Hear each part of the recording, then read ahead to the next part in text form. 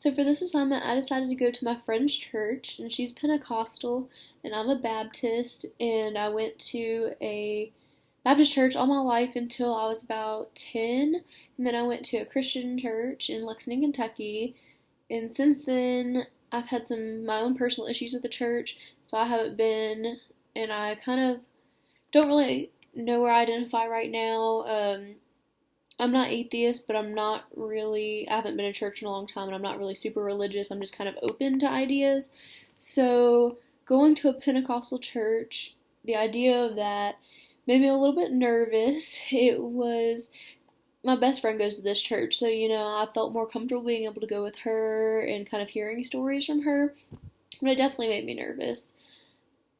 It was very different from anything, and then like stereotypes I'd heard was that they spoke in tongues and that they like got bitten by snakes, and if they didn't get like they weren't allowed to get medicine, and if they got bit by the snake and they died, they just died, and that was what God wanted them to do. So I'd heard some like pretty crazy stereotypes that made me just kind of shocked, and I was fine to go and I was willing to go, but it just made me a little bit uneasy. Going, it really wasn't bad beforehand. um Women in the Pentecostal church, they dress very conservatively. My friend, she has to wear dresses every day, down to her knees at least.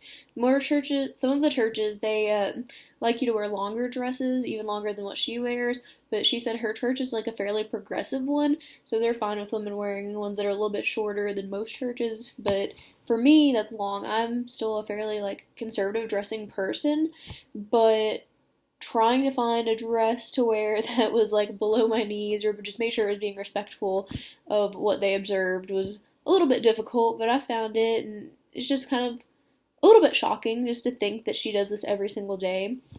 She also doesn't wear any makeup. She doesn't color cut her hair. And I just can't imagine not doing those things because I do get my hair colored every few months and I do wear makeup every day. So it's just taking a lot of those things that I do every day and completely changing them. So it was just kind of shocking, even though I've lived with her, like I've seen her do it, but to have me do it was just like a completely different thing. And I was like, wow, you really don't do this every day like I do. And going into the church, it looked like a normal church. It looked like the ones I had been to. It didn't look any different. Um, I knew her family, so it felt good to be able to see people I know.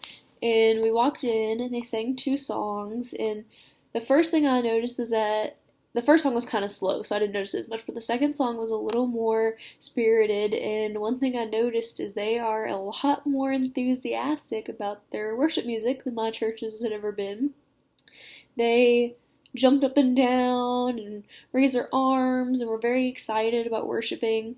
And the men, every once in a while, when they felt the spirit and they got really excited about the worship song, they would run laps around the room.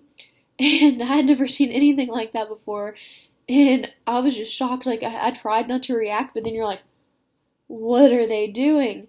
And my friend Melody was like, this is just what they do, and her boyfriend Sean joined in. He started running, and it was just, I don't even know how to describe it. It was almost funny to me because I'd never seen that. I was like, why are they running? What is it, some like contest or something you all have going on?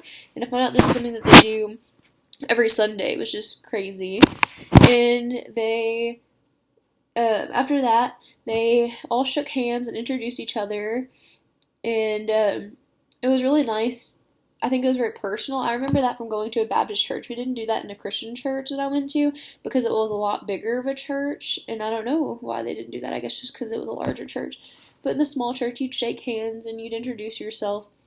And this is the same thing as my church. It wasn't really any different from that. The service started next, and it was pretty much the same as any church service that you'd think, which like surprised me because I thought because a lot of their beliefs are so different that their service would be a lot different, but they preach a lot of the same things that my church believes in a different way. They don't believe in women deacons or women pastors, and the last church I went to was a lot more progressive, and they did believe in those things. So that was a little bit of a shock too, and it felt kind of degrading almost, and it's not to them at all. They don't see it that way. But for me, I think that like a woman should be able to do anything a man should do. I don't think that the Lord would say that, but I don't know, it's their religion, so you know, I was definitely respectful of that, but it was just shocking to me that they wouldn't be accepting of that or that they wouldn't feel comfortable with a woman being in those positions because I definitely think that a woman definitely should be or can be if she wants to be. Um, and then we went into some more praise songs after that, and it was again very exciting. Everyone was getting like jumping and getting excited, and that made me feel good. It made me feel like I was really wanting to be a part of it, which was good because my church was always very quiet and you didn't really hear anybody sing. They were just kind of there listening. So I really enjoyed that. And then after that, they went into, oh, what did they go into? I can't even remember now.